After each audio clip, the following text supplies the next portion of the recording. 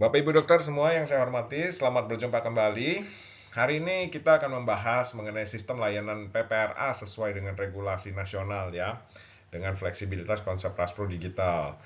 Untuk kita ketahui bersama bahwa konsep Raspro ini merupakan suatu konsep yang sudah mendapatkan hak kekayaan intelektual dari Kementerian Hukum dan HAM Republik Indonesia.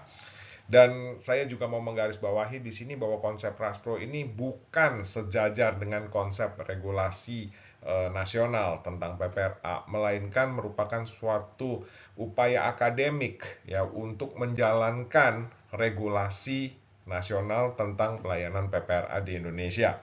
Ya, jadi ini untuk digarisbawahi karena supaya jangan salah nanti di luar sana bahwa ada regulasi yang dibuat sendiri, konsep yang dibuat sendiri. Tidak, tetapi konsep Raspro ini berada di bawah ya, merupakan suatu upaya untuk justru menjalankan apa-apa yang digariskan dalam regulasi nasional dari Kementerian Kesehatan Republik Indonesia. Ya, untuk diketahui konsep Raspro ini bersifat fleksibel ya, bisa disesuaikan dengan pola komando rumah sakit, membuat guidelines yang disesuaikan dengan pola rumah sakit dengan kesepakatan peer expert ya di dalam rumah sakit. Jadi mari kita bahas bersama, dan ini sekali lagi kita masuk ke dalam sistem ya. Dan sistem ini adalah sekali lagi merupakan suatu upaya akademik bagaimana menjalankan apa-apa yang sudah digariskan dalam regulasi yang telah dibuat oleh Kementerian Kesehatan Republik Indonesia. Nah, Bapak Ibu, para dokter yang saya hormati, mungkin Bapak Ibu dokter bisa melihat pada YouTube kami sebelumnya di regulasi pengendalian resistensi antimikroba di Indonesia ya, regulasi makro, dan kemudian juga pada infrastruktur dan 3 perangkat pada pelaksanaan PPRA di rumah sakit ya, mikroregulasi. Nah, ini Bapak Ibu dokter bisa melihat struktur seperti ini, mungkin tidak terlalu sempurna, tetapi ini adalah suatu upaya yang kami buat supaya kita bisa mengerti bersama secara lebih mudah ya. Jadi kita seperti awal pernah saya sampaikan pada YouTube yang lalu bahwa kita memiliki regulasi makro, regulasi mikro, kemudian ada sistem dan ekosistem. Regulasi makro ini adalah regulasi-regulasi yang dibuat oleh Kementerian Kesehatan Republik Indonesia dalam rangka menjadikannya sebagai suatu acuan bagi kita bersama untuk dapat melakukan pengendalian resistensi antimikroba. Sebenarnya ini sudah ada sejak tahun 2015 melalui terbitnya Permenkes 8 tahun 2015. Kemudian diterbitkan lagi Permenkes 28 tahun 2021. Lalu ada buku panduan penatagunaan antimikroba di rumah sakit oleh Kementerian Kesehatan Republik Indonesia tahun 2021 juga. Dan terakhir adalah mengenai standar akreditasi rumah sakit ya, yang dicantumkan pada yang dikeluarkan melalui keputusan Menteri Kesehatan nomor HK 0107 garing Menkes garing 1596 2024 ya, di mana di sini kita ketahui bersama bahwa PPRA menjadi program nasional. Ya, tetapi regulasi makro ini dengan mengetahui semua acuan, aturan-aturan main secara nasional belum cukup kita untuk bisa langsung melaksanakan PPRA di rumah sakit. Ini kita harus melakukan disposisi dulu.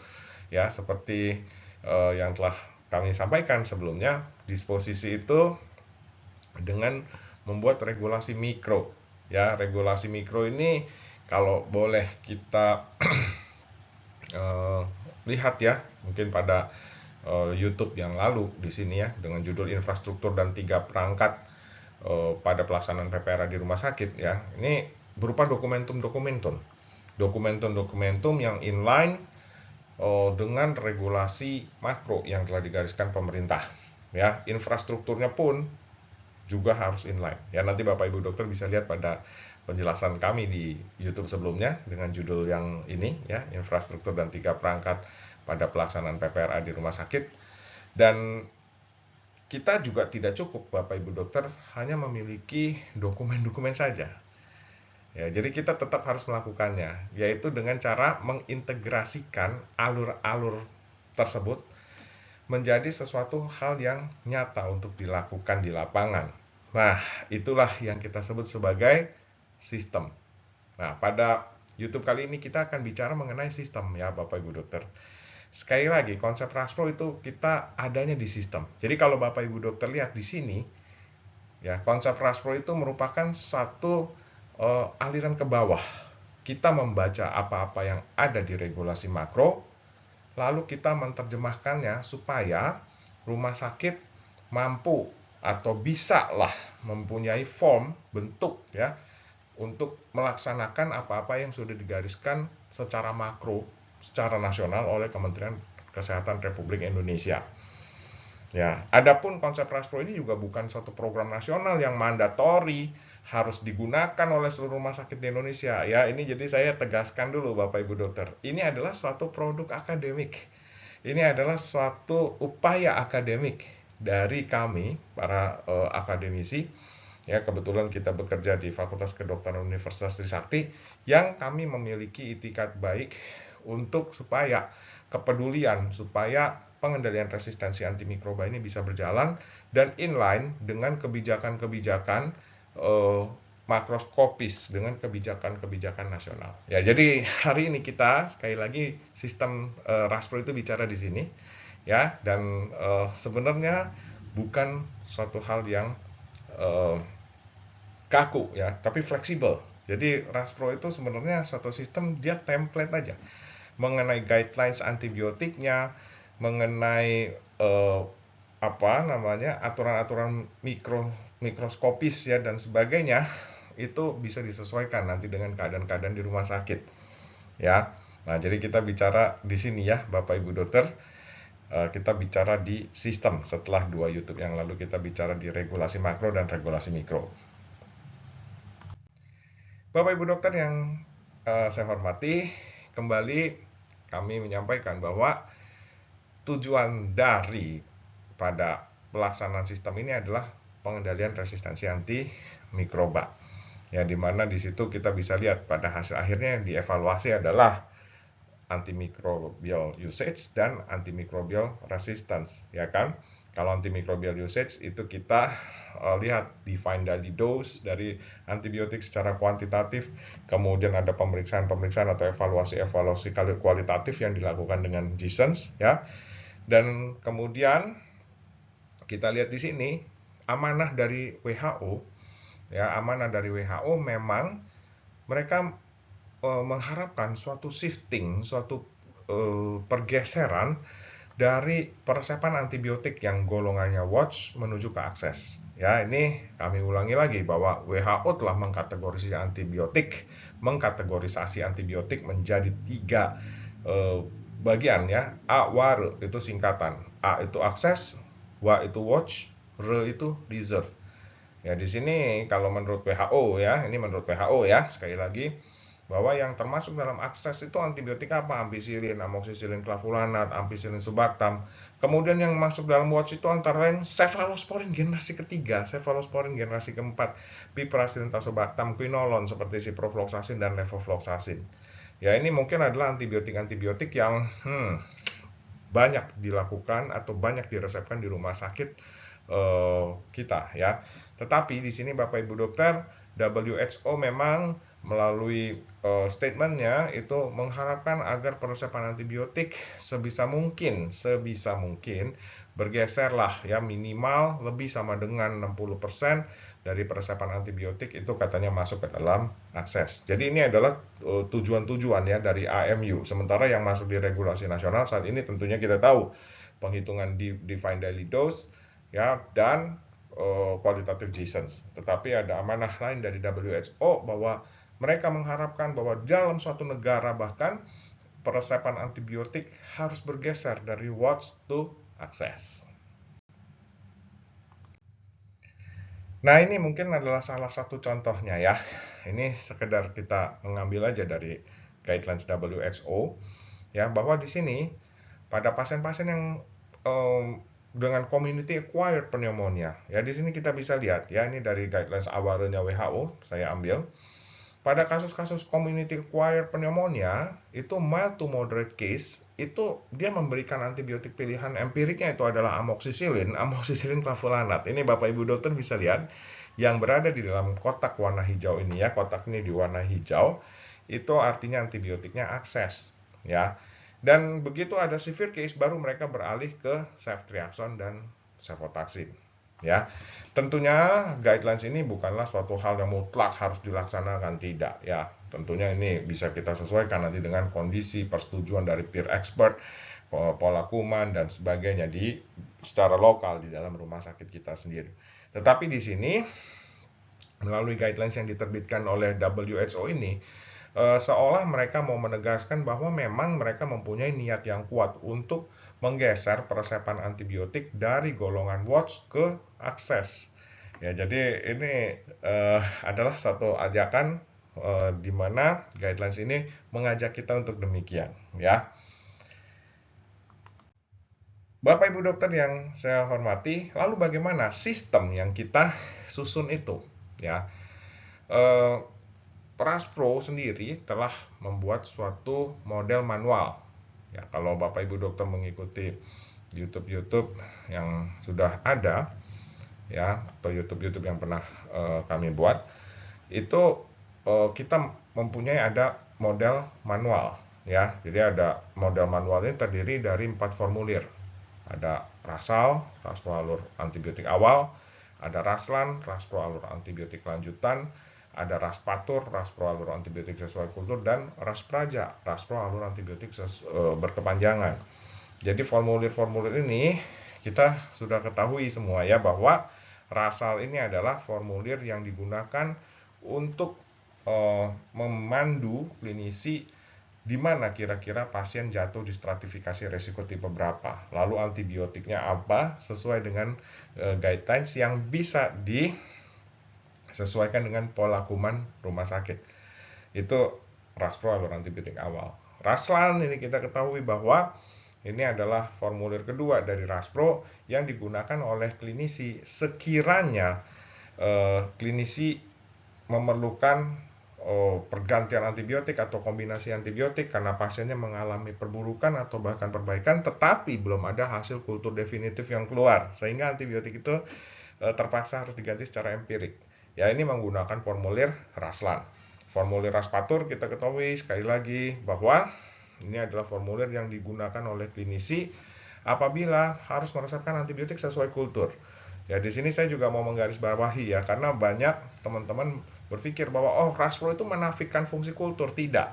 Kami tidak menafikan fungsi kultur. Ya, jadi kami bukan hanya menterapi secara empirik saja gitu ya, tapi juga kita mendorong teman-teman juga untuk bisa dan bahkan baik sangat apabila bisa meresepkan antibiotik sesuai kultur. Nah, apabila demikian adanya, maka teman-teman bisa meresepkan antibiotik sesuai kultur dengan terlebih dahulu mengisi formulir RASPATUR. Dan kemudian ada formulir RASPRAJA. Ini raspro alur antibiotik berkepanjangan. Ini apabila antibiotik yang digunakan melampaui batas waktu yang ditentukan gitu ya. Artinya apa? Ya, berapa lama antibiotik yang ditentukan itu dianggap berkepanjangan. Ini tentunya sesuai juga dengan kesepakatan peer expert review yang disepakati berapa lama. Mungkin 5 hari atau 7 hari. Apabila lebih dari itu dan sudah komitmen, maka apabila lebih dari waktu itu, maka sangat baik atau harus mengisi formulir RASPRAJA. Jadi ini adalah formulir-formulir dalam konsep RASPRO. Ya, yang ini adalah suatu upaya akademik sekali lagi untuk membuat suatu sistem agar bisa terintegrasi sehingga regulasi yang ditetapkan oleh pemerintah secara makro bisa kita jalankan di rumah sakit kita. Nah, tetapi memang kemudian formulir-formulir raspro manual model ini kita buat menjadi suatu model digital ya. Jadi kita mengenal ada satu eRaspro. Tetapi di sini saya juga mau ingatkan bahwa model digital ini bukan artinya menafikan fungsi manusia Karena sudah ada digital, maka tenang, aman, damai, sentosa, kita tidak perlu peduli lagi. Jadi bukan seperti itu ya. Yang namanya digital, Bapak Ibu dokter, itu adalah suatu upaya supaya pekerjaan kita bisa dipermudah, tetapi tidak menafikan fungsi manusia, di mana kita tetap harus menjadi peran utamanya dalam hal pelaksanaan PPRA ini. Jadi fungsi digital itu seperti itu ya pada Raspro. Nah, Bapak Ibu dokter, ini adalah mungkin fungsi digital ya, atau digital Raspro ya, sedikit aja. Di sini Bapak Ibu dokter, kita bisa ketahui bahwa ketika seorang pasien masuk dan dinilai oleh klinisi membutuhkan antibiotik karena ada fokus infeksi bakterial yang terdeteksi ya secara diagnosis kerja, ya maka di sini memang begitu butuh antibiotik, klinisi harus menentukan. Di sini secara digital mereka harus menentukan ini antibiotiknya empirik definitif atau profilaksis, begitu kan? Kalau dia empirik definitif, maka di sini dia akan tentukan, dia harus klik e-rasal ya, ini formulir rasal ya, formulir untuk menstratifikasi resiko pasien. Tetapi kalau misalnya dia definitif misalnya ditentukan, maka di sini ya dia lepas dari guidelines, berarti mungkin sudah ditentukan antibiotiknya sesuai dengan temuan hasil kulturnya ya. Sementara kalau e-rasal itu kan masih empirik ya. Jadi ini adalah fiturnya seperti ini. Tetapi begitu dia klik empirik, maka nanti dia akan masuk ke dalam guidelines dengan stratifikasi pasiennya jatuh di stratifikasi risiko tipe berapa gitu ya. Sementara kalau klik definitif, dia lepas dari guidelines. Karena kenapa? Karena antibiotiknya kan sudah sesuai kultur gitu ya. Nah, kemudian Bapak Ibu dokter, setelah masuk ke dalam apabila kita mau meresepkan antibiotik empirik, ya tentu ini tentukan stratifikasinya. Ya bisa diklik 1, 2, 3, 4 dan kemudian nanti memang by system itu ditentukan, wah ini kira-kira stratifikasi resiko tipe ini nih. Lalu guidelines-nya antibiotiknya apa? Nah, guidelines untuk membuat guidelines ini fleksibel sekali lagi ya Bapak Ibu dokter. Jadi Raspro itu bukannya suatu hal yang sudah dipaksakan begini antibiotik, bukan. Fleksibel, hasil kumannya seperti pola kumannya seperti apa ya, pola kumannya seperti apa, kemudian apa-apa saja yang menjadi asupan berdasarkan dari peer review expert di rumah sakit Bapak Ibu dokter gitu.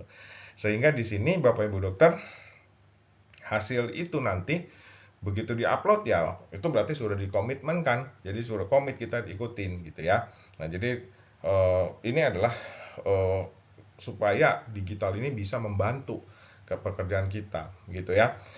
Nah, kemudian Bapak Ibu dokter, di sini juga ada e-definitif. Nah, seperti tadi Bapak Ibu dokter, apabila memang mau meresepkan antibiotik berdasarkan hasil kultur, maka bisa digunakan e-definitif, atau kalau pada rawat inap ya, pada rawat inap itu digunakan formulir Raspatur, Raspro Alur Antibiotik Sesuai Kultur. Jadi ada semacam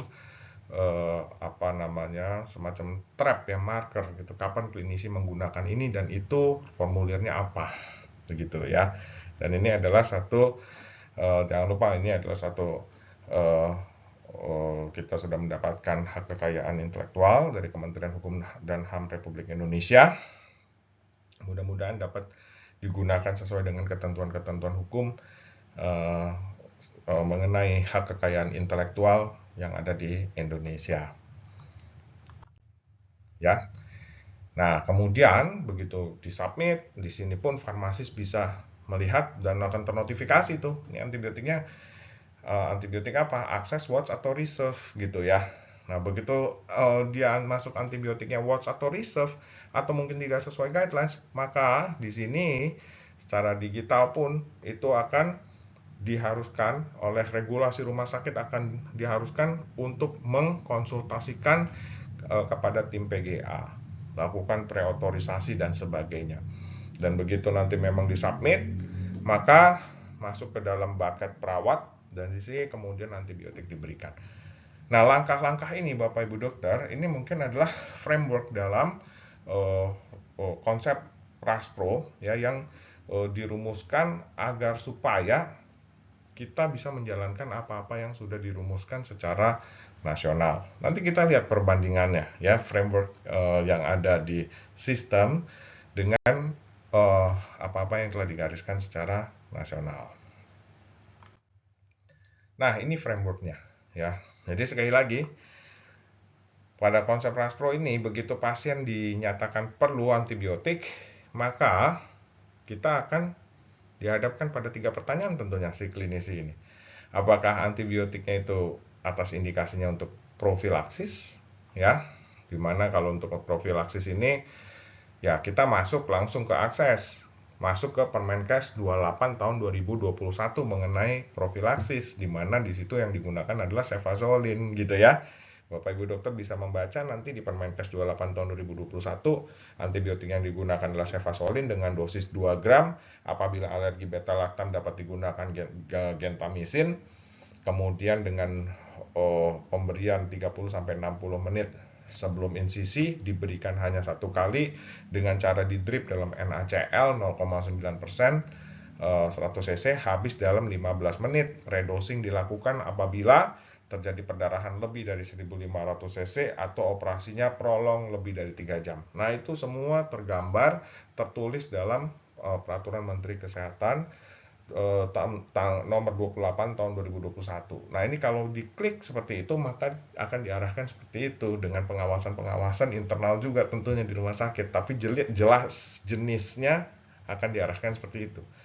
Kalau diklik definitif, Bapak Ibu dokter, ini tentunya untuk kasus-kasus yang klinisi sudah memutuskan untuk pemberian antibiotik sesuai kultur. Nah, di sini kemudian akan ada notifikasi apakah dia antibiotiknya watch atau reserve. Kalau antibiotiknya watch atau reserve, tentu harus melibatkan pengetahuan dari tim PGA, bahkan KPRA rumah sakit atau konsultan infeksi. Demikian juga kalau empirik gitu ya, dengan RASAL dan RASLAN, stratifikasi RASAL dan RASLAN. Kalau antibiotiknya akses, maka memang bisa diresepkan bebas sesuai indikasi. Tetapi kalau watch atau reserve, Bapak Ibu dokter lihat di sini, ini secara framework ini ya kita konsultasikan dengan konsultan infeksi, tim PGA atau bahkan KPRA. Nah, di sini kemudian apabila ada notifikasi antibiotiknya lebih dari 7 hari, maka dia harus mengisi formulir Raspraja. Atau apabila pada kasus-kasus yang sulit, maka klinisi diberikan ruang untuk bisa mengisi formulir rasgrasi. Begitu formulir rasgrasi diisi, maka ini bisa dijadikan calon untuk dilakukan forum kajian infeksi terintegrasi. Nah, kita harus ingat Bapak Ibu dokter, ini pun tertulis dalam regulasi Kemenkes pada KMK nomor HK 0107 garing Menkes garing 1596 garing 2024, di mana forum kajian infeksi terintegrasi itu merupakan salah satu hal yang juga dievaluasi dalam pelaksanaan PPRA di rumah sakit. Nah, ini adalah framework ya, model dari RASPRO Indonesia. Ya. Nah, kita bedakan ya. Sama ya kira-kira. Ini adalah yang dari buku panduan penatagunaan antimikroba di rumah sakit yang dikeluarkan oleh Kementerian Kesehatan Republik Indonesia tahun 2021. Ya. Nah, ini kita lihat di sini. Di sini juga sama ya. Begitu pasien masuk DPJP, kemudian meresepkan antimikroba, kemudian dikirimkan ke farmasi klinik, kemudian di sini yang dilakukan verifikasi apakah antibiotiknya termasuk akses, watch atau reserve.